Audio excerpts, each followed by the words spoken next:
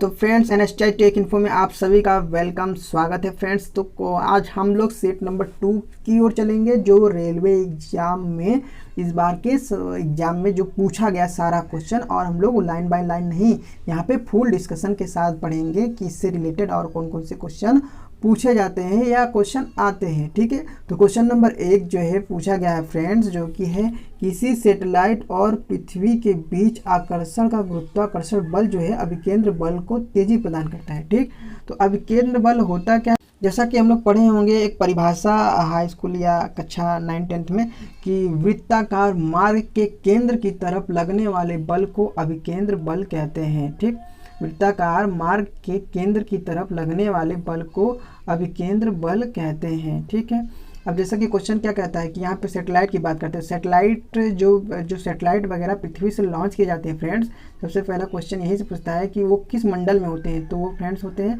Ion मंडल में। ठीक, satellite वगैरह कहाँ होते हैं, आयन मंडल में होते हैं। ठीक, तो अभिकेंद्र बल के कारण घूमने लगता है आयन मंडल में। ठीक, तो जैसा कोई भी सैटेलाइट जब हम पृथ्वी से लॉन्च करते हैं तो वह सैटेलाइट आयन मंडल में जाकर अभिकेंद्र बल के कारण घूमने लगता है। और सारा एग्जाम्पल हम देखे होंगे, जैसे सूर्य के चारों ओर ग्रहों की गति। ठीक, ये भी अभिकेंद्र बल के कारण होता है। और लेकिन जो इनको जो है कि कैसे मिलता है अभिकेंद्र बल, ये सोचने वाली बात, ये मिलता है गुरुत्वाकर्षण बल से। ठीक, जिसके कारण सूर्य जो है सूर्य के चारों ओर ग्रह घूमते हैं।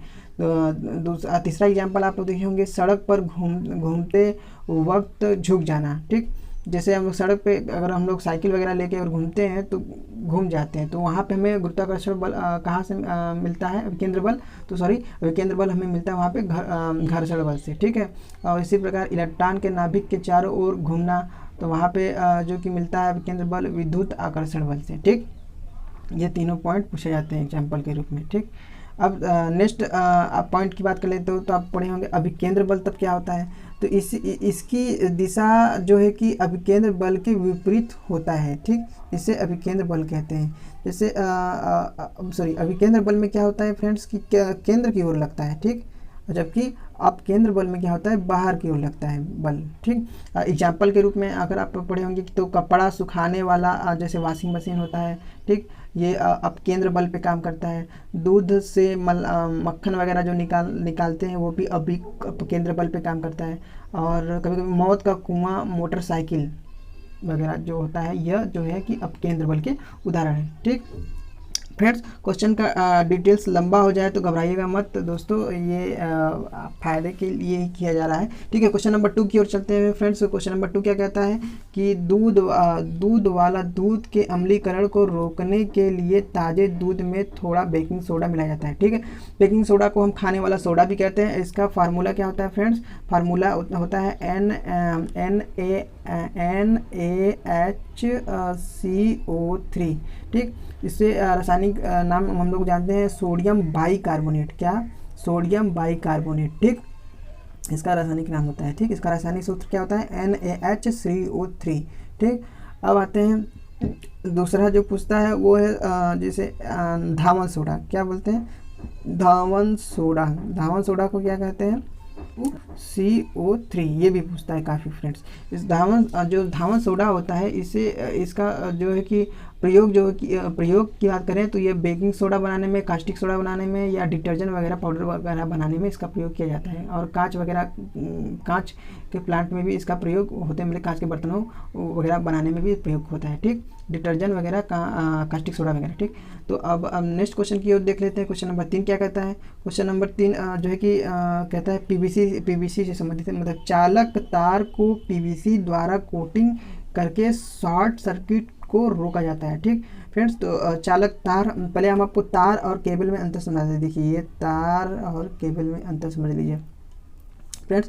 तार जो होता है वो उस पर इंसुलेटेड मटेरियल नहीं लगा होता है, इंसुलेटेड मटेरियल नहीं होता है, जबकि केबल जो होता है फ्रेंड्स उस पर इंसुलेटेड मटेरियल लगा होता है। ठीक, यही अंतर होता है कि केबल में इंसुलेटेड मटेरियल लगा होता है और तार में इंसुलेटेड मटेरियल नहीं लगा होता है। ठीक, पीवीसी का अगर फुल फॉर्म की बात करें तो पीवीसी का फुल फॉर्म होता है पॉलीविनाइल क्लोराइड, जो कि एक इंसुलेटर या चालक पदार्थ की भांति कार्य करता है, जो तारों को ढकने का काम करता है, जो कि पहले बताया। ठीक है, अब बात कर लेते हैं कि इसका यूज और कहाँ कहाँ आते हैं। तो पीवीसी का आजकल दैनिक जीवन में जैसे आधार कार्ड वगैरह, एटीएम वगैरह, पाइप वगैरह जितने भी बनते हैं वो पीवीसी के ही बनते हैं। ठीक है, क्वेश्चन नंबर 4 देख लेते हैं। क्वेश्चन नंबर 4 क्या कहता है, 4 कार्बन परमाणुओं वाले हाइड्रोकार्बन के साथ जोड़ने वाला उपसर्ग को ब्यूटेन कहते हैं। ठीक, अब देखते हैं कि 4 कार्बन रहेगा तो ब्यूटेन कहेंगे, अब कार्बन 1 रहेगा, कार्बन 2 रहेगा, कार्बन 3 रहेगा तो क्या कहेंगे फ्रेंड्स, चलिए देखते हैं। तो फ्रेंड्स कार्बन 1, कार्बन 2, कार्बन 3 और कार्बन 4 जो क्वेश्चन में दिया है कार्बन 5, इतना देखते हैं। तो कार्बन 1 का उपसर्ग होता है फ्रेंड्स, वो होता है मेथ। ठीक, 2 का क्या होता है एथ, 3 का प्रोप,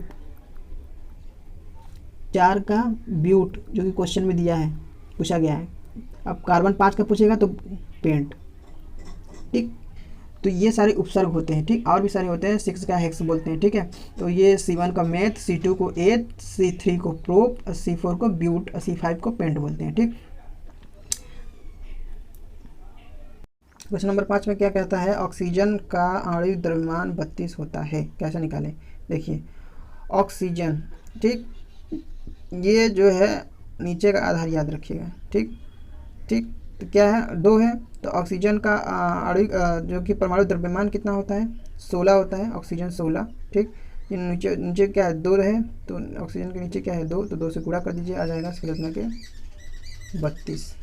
ठीक, अब एक और एग्जांपल दे देते हैं आपको, हाइड्रोजन का, जैसे बोल देगा आणविक द्रव्यमान क्या होता है। तो हाइड्रोजन का क्या होता है परमाणु द्रव्यमान, हाइड्रोजन का 1 होता है, नीचे कितना है 2, तो 1 गुणे 2 कर दीजिए 2, आंसर। ठीक, नेक्स्ट क्वेश्चन में देखते हैं फ्रेंड्स, पूछा गया है कि ग्रेगर मेंडल ने सजीव वस्तुओं में लक्षणों की आनुवंशिकता के सिद्धांत के प्रतिपादन में योगदान दिया है। ठीक, ग्रेगर मेंडल, तो जो ग्रेगर जॉन मेंडल जी थे उन्होंने मटर के पौधे पर आविष्कार किया था। ठीक, किस पौधे पर, मटर के पौधे पर आविष्कार किया था, और उन्होंने इसीलिए उनको जो है कि आनुवंशिकी के जनक कहते हैं, आनुवंशिकी के जनक कहते हैं किसको, ग्रेगर जॉन मेंडल को, जो कि पूछा गया है। ठीक, और उनका कहना था कि कोई भी जीव जंतु जो है उनका जो लक्षण है एक पीढ़ी से दूसरे पीढ़ी में जाता है। उसने ये सिद्धांत दिया था कि जीव जंतु के जो लक्षण है एक पीढ़ी से दूसरे पीढ़ी में जाता है, जो कि ग्रेगर जॉन मेंडल साहब ने बताया था। क्वेश्चन नंबर अब 8 की बात कर लेते हैं फ्रेंड्स। क्वेश्चन नंबर जो है नेक्स्ट जो पूछा गया, लिग्नन के कारण स्क्लेरेकाइमा कोशिकाओं की दीवार मोटी होती है, किसके कारण, लिग्नन के कारण। फ्रेंड्स ये जो पूछा गया क्वेश्चन है फ्रेंड्स, ये पादक उत्तक चैप्टर का क्वेश्चन है, जो कि आप देखेंगे कि इस बार जितने जो रेलवे के एग्जाम हुए हैं हर शिफ्ट में ये क्वेश्चन आपको जरूर मिला होगा, स्क्लेरेकाइमा, क्लोरेकाइमा, पेनरेकाइमा, तीनों। ठीक है, जो कि पादक उत्तक से है। चाहे आप एलपी एग्जाम का सेट देख लीजिए, चाहे ग्रुप डी का देख लीजिए, चाहे आरआरबी जेई का, ये क्वेश्चन हर शिफ्ट में, हर शिफ्ट और हर एग्जाम में पूछा ही जाता है। ठीक, इस बार पूछा गया है खासकर। चलिए इसको पढ़ते हैं हम लोग डिटेल्स के साथ। ठीक है फ्रेंड्स जो आप चित्र में देख रहे हैं इसी को कहते हैं दृढ़ उत्तक स्क्लेरेकाइमा, जिसकी दीवार, जो कोशिका की जो दीवार होती है लिग्नन की बनी होती है। किसकी बनी होती है, लिग्नन की बनी होती है, जो कि मोटी होती हैं, जो कि सुरक्षा प्रदान करती हैं। और क्या क्या इसका काम है, जैसे पौधों को यांत्रिक सहायता भी देता है, पौधों के आंतरिक भाग और बाहरी भाग को सुरक्षा प्रदान करता है। ठीक, जैसे एग्जाम्पल की बात करते हैं, एग्जाम्पल के तौर पर देख सकते हैं जैसे नारियल जो है, नारियल का अंदर का भाग मुलायम होता है, जो कि बाहर का क्या होता है, कठोर होता है। ठीक, उसी प्रकार ये है। ठीक, एग्जाम्पल नारियल समझ जाइए। ठीक, तो ये तो था दृढ़ उत्तक स्क्लेरेकाइमा। ठीक, अब देखते हैं मृदु उत्तक, जिसे इंग्लिश में बोलते हैं पेनरेकाइमा। ये भी यहाँ से भी क्वेश्चन इस बार बहुत आया है, आप सेट में देख लीजिए, चाहे रेलवे का ग्रुप डी हो, चाहे एनटीपीसी हो, चाहे आपका आरआरबी जेई रेलवे का हो। ठीक, यहाँ देखिए, तो हम लोग बात कर रहे थे किसका, मृदु उत्तक पेनरेकाइमा का। ठीक, तो पेनरेकाइमा फ्रेंड्स जो होता है कि ये एक जैसे पौधों को भोजन पहुंचाने में भी इसका महत्वपूर्ण भूमिका होता है, और साथ ही साथ ये पौधों को संरक्षण रखता है। ठीक, ये पेनरेकाइमा। ठीक, मृदु उत्तक इसको कहते हैं। और लास्ट है जिसे हम लोग कहते हैं स्थूल कोण उत्तक। ठीक, इसे इंग्लिश में कहते हैं कुलनेकाइमा। ठीक, यह भी पौधों को यांत्रिक सहायता देता है। ठीक, स्थूल कोण।